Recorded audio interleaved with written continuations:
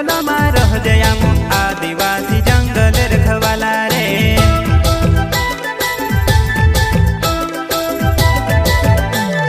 चल जंगल जमीन काज पूजे रे आदिवासी दुनिया ने रखवाला रे। बाप देव खतरी काज पूजे रे आदिवासी सबसे निराला रे।